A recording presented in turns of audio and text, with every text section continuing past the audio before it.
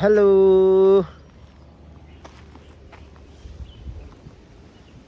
यो चाहिँ कहाँ भन्छ नि मूलघाट छेउमा है। मूलघाट भनेको चाहिँ तमर छेउमा हो क्या। सबैलाई हाई है, सबैलाई हाई। अनि आज विशेष कामले विराटनगर आएको थिएँ म। अनि बाटोमा भिडियो बनाउनु पर्यो भनेको फेरि मन लागेन। फेरि मन बिचमा आउँदा आउँदै भिडियो बनाउनु पर्यो। अब यो साल पनि सकिने भयो। अब यो सालको अन्तिम हो नि त आज। त्यही भएर 79 सालको अन्तिम हो। त्यही भएर बनाइदिउँ न त एउटा सानो ट्राभलको भनेर एउटा भिडियो खिचेको नि। म चाहिँ अहिले 12 बजी 1:30 बजी होला। अनि अब म चाहिँ यहाँ एकछिन बिसाइरहेको छु। घाम चर्को यार। म त यहाँ आँपको मुनि शीतल हुन्छ भनेर बसेको र पनि यहाँ पनि गर्मी छ क्या।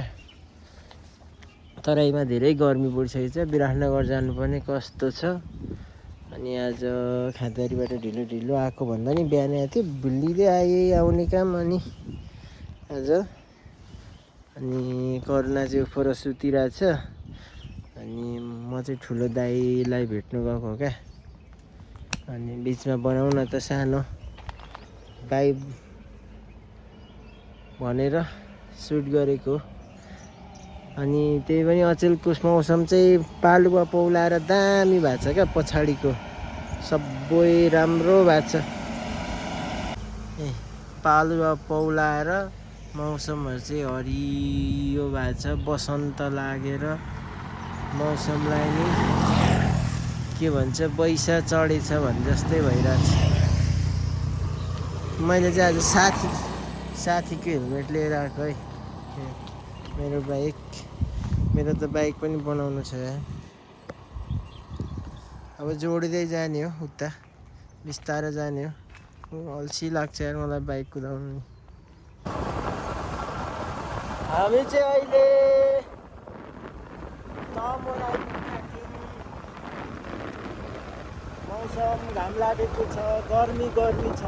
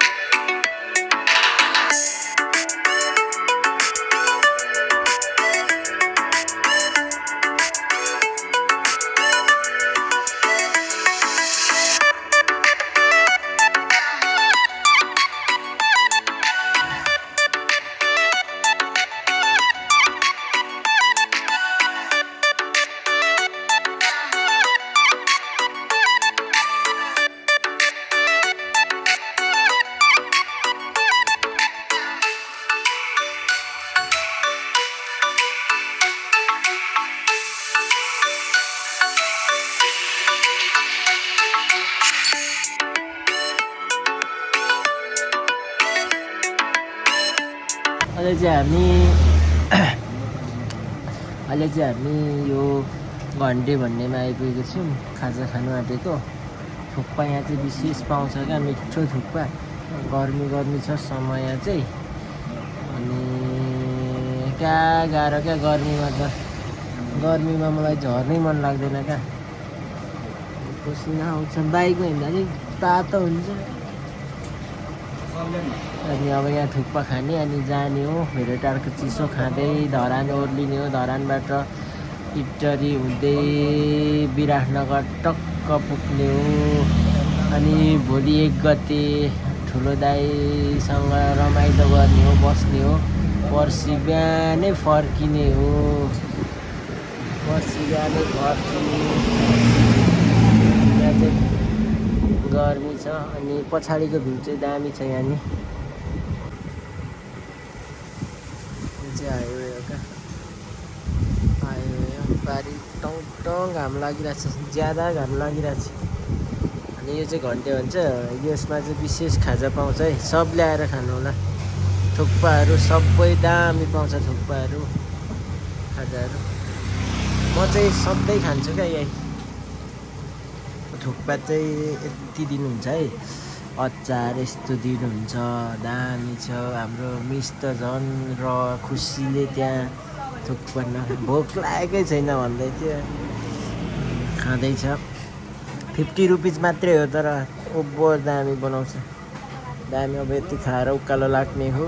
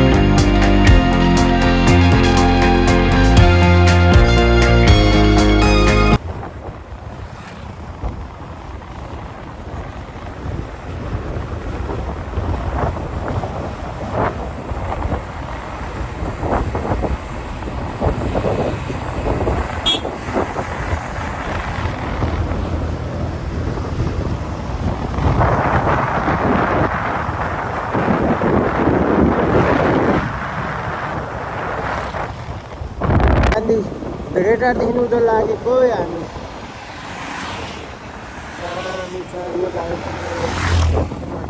आइरहेछ। भेटादेखि उता लागेको मजा भइरहेछ। यो वर्षको यो रुखहरूले पैसा फेरिसक्यो, सबै राम्रो छ।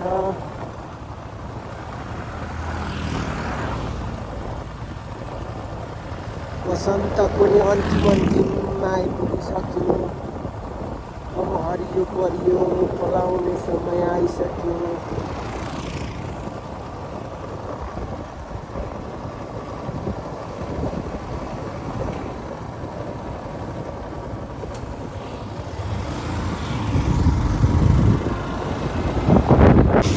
यो चाहिँ हर्क साम्पाङले सुरु गरेको श्रम पार्क है।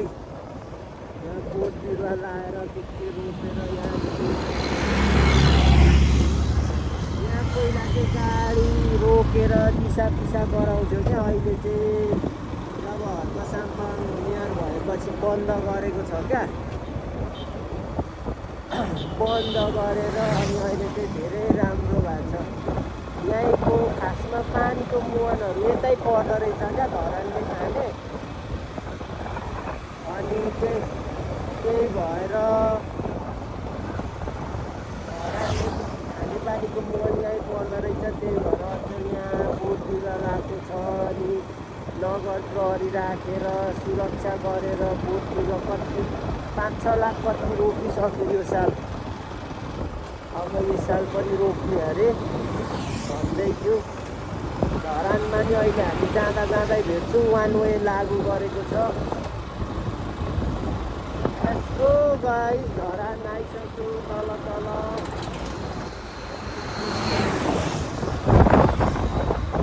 यो चाहिँ निसाने खोला हो, पहिला हामी रनिङ गर्न आउँथ्यौँ यता।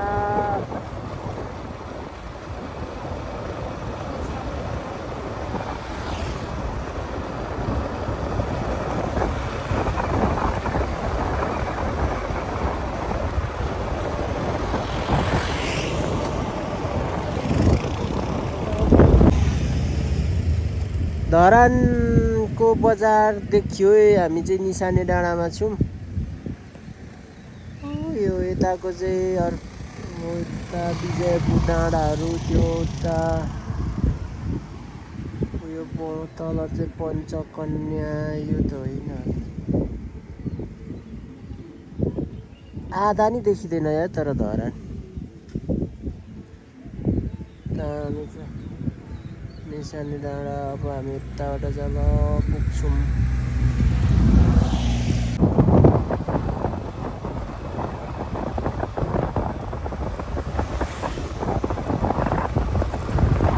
धरानको 0 पोइन्ट आइपुग्यो।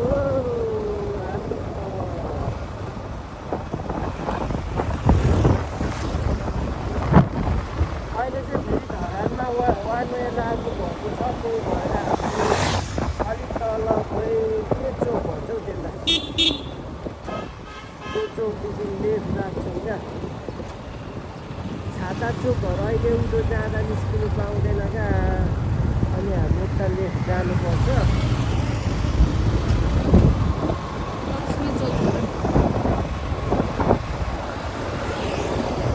धरान अब 5 वर्षमा खतरा हुन्छ।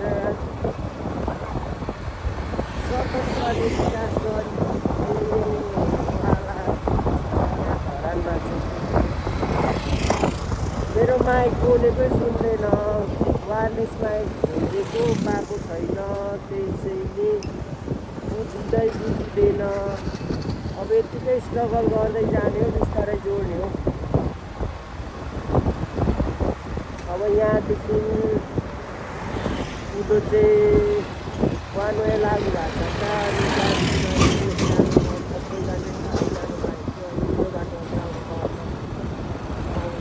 अनि तल यो बाटो पुरानो देशी लाइन हो कि पुरानो बजार हो। देशी लाइनबाट चाहिँ फेरि यता भानु चोक नै आएर थालै जानुपर्छ।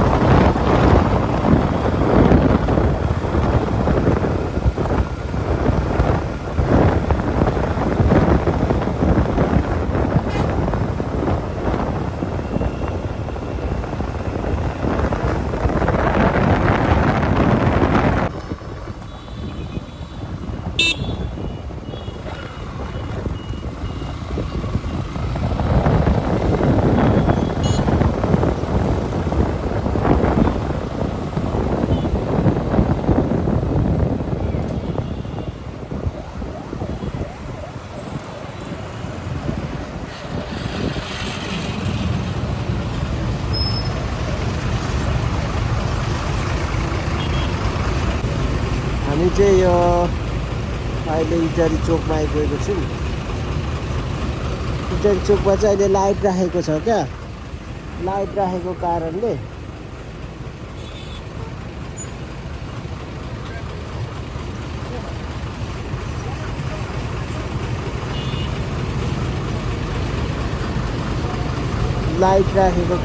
अहिले चाहिँ पर्खिनुपर्छ क्या पालो। अब यता लेफ्ट साइड पूर्व हो, राइट साइड काठमाडौँ, अनि उद्धो विराटनगर। यहाँ चाहिँ राम्रो स्ट्याचु बनाएको छ। सबै धर्म संस्कृतिलाई समेटेर राम्रो बनाएको छ।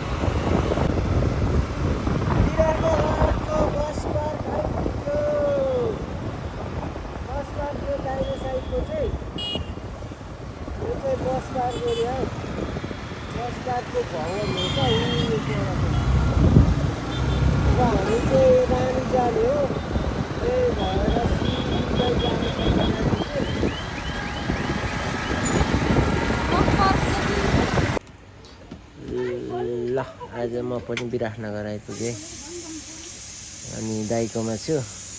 आजको यात्रा रमाइलै भयो।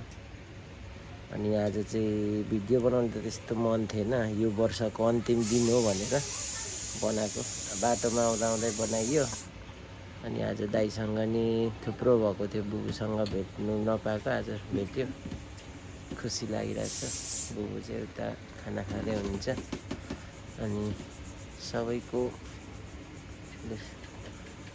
राम्रै बित्यो होला भन्ने आश यो वर्ष। अब आउने साल पनि सबैलाई राम्रै बितोस् भन्ने मेरो कामना। अनि नयाँ वर्षको सबैलाई शुभकामना है।